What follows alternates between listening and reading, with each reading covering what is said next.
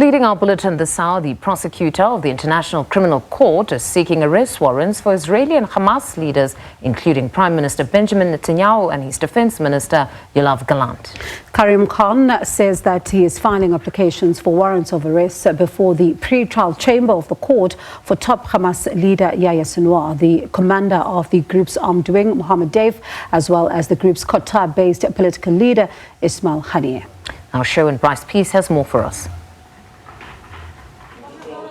Khan says he's seeking indictments against the leadership of both Hamas and Israel, finding reasonable grounds to believe that those named bear criminal responsibility for war crimes and crimes against humanity. I have reasonable grounds to believe, on the basis of evidence collected and examined by my office, that Israeli Prime Minister Benjamin Netanyahu and Minister of Defense Yoav Gallant bear criminal responsibility for the following international crimes committed on the territory of the State of Palestine from at least the 8th of October 2023. The crimes include starvation of civilians as a method of warfare, willfully causing great suffering, serious injury to body or health or cruel treatment, willful killing or murder, and intentionally directing attacks against a civilian population, as well as crimes against humanity of extermination and or murder, persecution, and allegations of crimes of committing other inhumane acts. He's also targeting the senior leadership, both military and political, of the militant group Hamas. 3 leaders Khan's office believes bear criminal responsibility for the killing of Israelis and the taking of hostages, among others.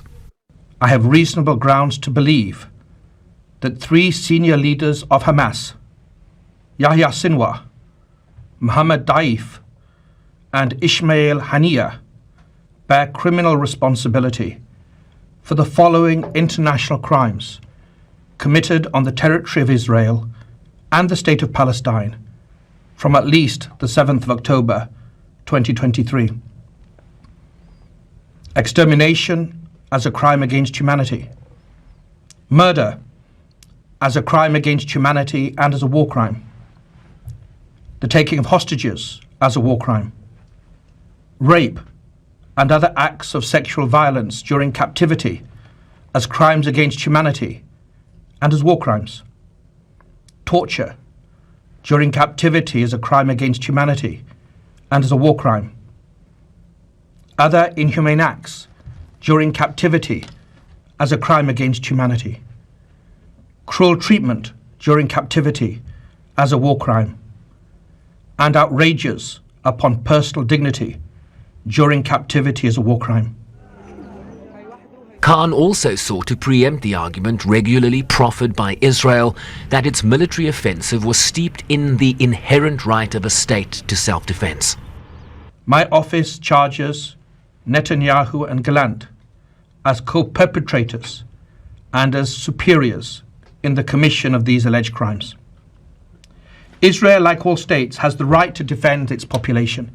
It has every right to ensure the return of hostages that have been criminally and callously taken. Those rights, however, do not absolve Israel of its obligations to comply with international humanitarian law. Intentionally causing death, starvation, injury, and suffering to the civilian population, including so very many women and children, are criminal means to achieve military and political goals. That's what we allege. On April 28, Prime Minister Netanyahu issued the following social media post arguing that under his leadership, Israel would never accept any attempt by the ICC to undermine its inherent right to self-defense, adding it would set a dangerous precedent. While Israeli opposition leaders have come to his defense. Drawing parallels between the leaders of a country which came out to defend its citizens and bloodthirsty terrorists is a moral blindness and damages its obligation and its ability to defend its citizens. Accepting the position of the prosecutor would harm the ability of any country to defend its citizens and will constitute a crime of historic proportion. It's a disaster. It's a political disaster. It's a moral disaster. It cannot be that they say they issue arrest warrants against Netanyahu, Yahya Sinwar, Haniyeh, and Mohammed Deif after they have slaughtered us and our children on October 7th.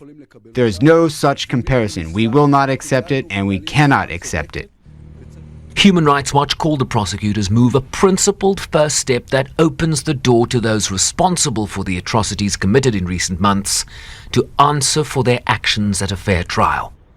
The rights group also said that ICC member states should stand ready to resolutely protect the ICC's independence, as hostile pressure is likely to increase while the ICC judges consider Prosecutor Khan's request.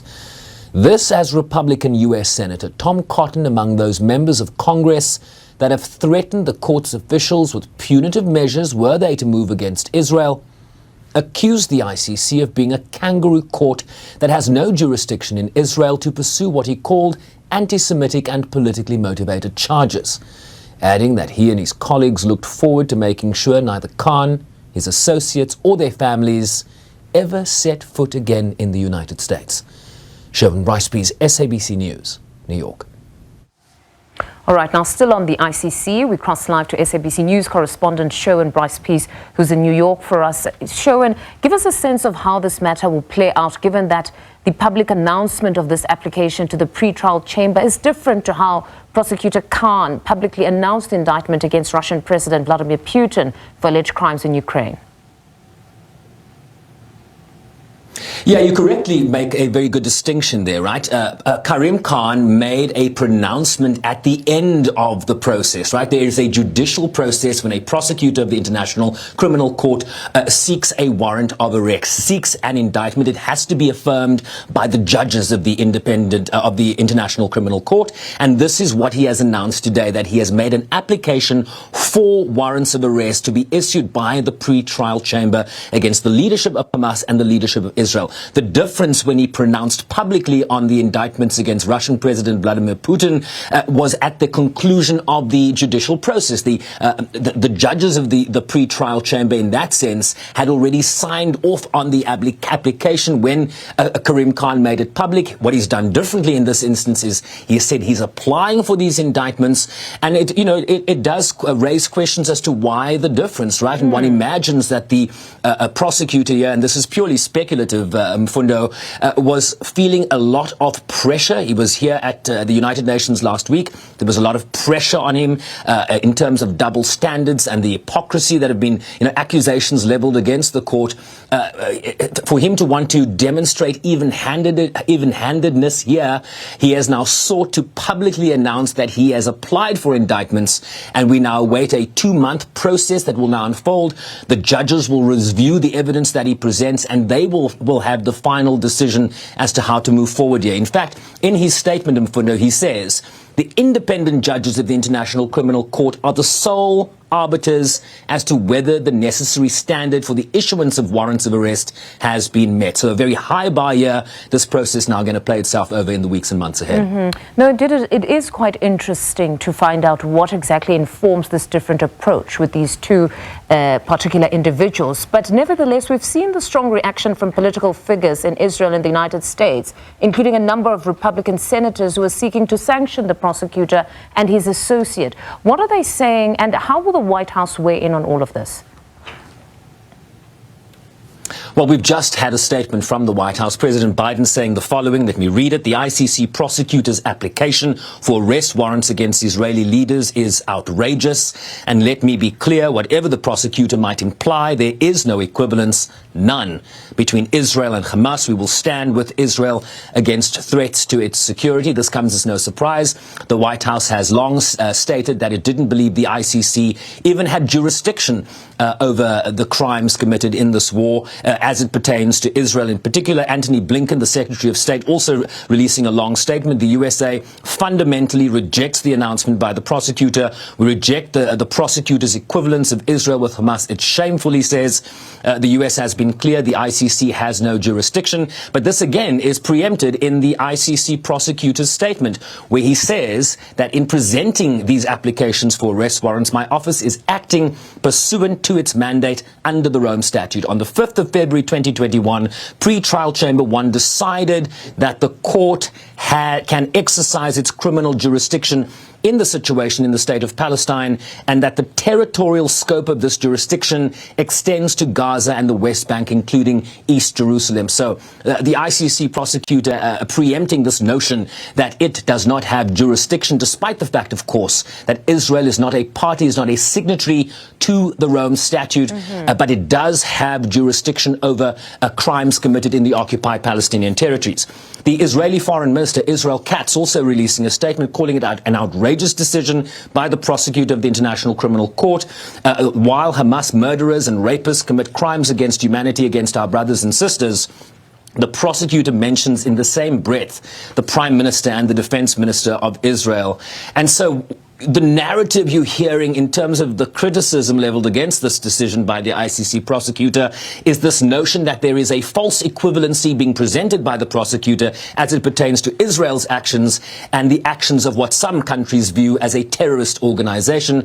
But the prosecutor quite clear that the application of international law does not distinguish between whether you're a state or whether some countries view you as a militant or terrorist organization. Now, as we've seen with Russia and even with Sudan's former president Omar al-Bashir, indictments don't always mean imminent arrest and trial. What are the immediate implications if the pre-trial chambers affirmed the prosecutor's request? Well, I think it speaks to growing isolation, right? I mean, the most recent example we had, even before that, Omar al-Bashir, right? You remember his visit to South Africa for that AU meeting and the controversy around that, which was then, our obligations, South Africa's obligations affirmed by the Supreme Court of Appeal in Bloemfontein. And so similarly here, you become very isolated when you're indicted by the ICC. You can't travel to 124 countries.